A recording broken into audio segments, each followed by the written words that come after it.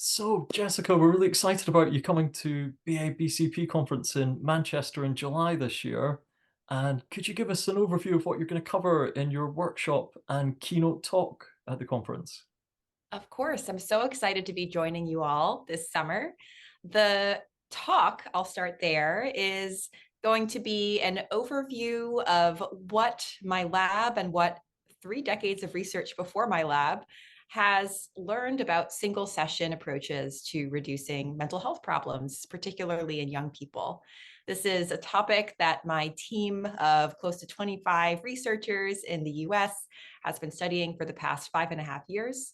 And we've developed a suite of different single session, largely digital or lay healthcare worker delivered interventions that can be delivered in just one session. And I'll be talking about what we've learned about their effectiveness, which may surprise some folks who are used to longer term therapy, and what we've learned about disseminating these interventions to different settings to try to use single sessions as an approach to fill gaps in mental health care systems where no other treatments may exist, like on waiting lists or for folks who never access care in the first place. The workshop will be a chance for folks to learn it through an interactive training experience how to deliver a solution focused brief therapy based single session intervention called the single session consultation, or the SSC.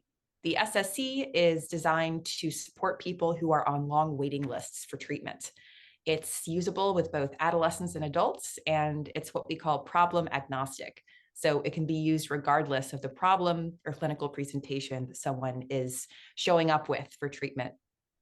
And I'm super excited to hopefully leave folks with something practical that they can take away and use in their own practices or in their own teams, and also a better understanding of how single sessions might be impactful in the systems that they work in. Great. That sounds fascinating, Jessica, and I'm sure it'll be really useful for so many delegates coming to the conference. Um, and my next question is, what are you looking forward to most about the conference?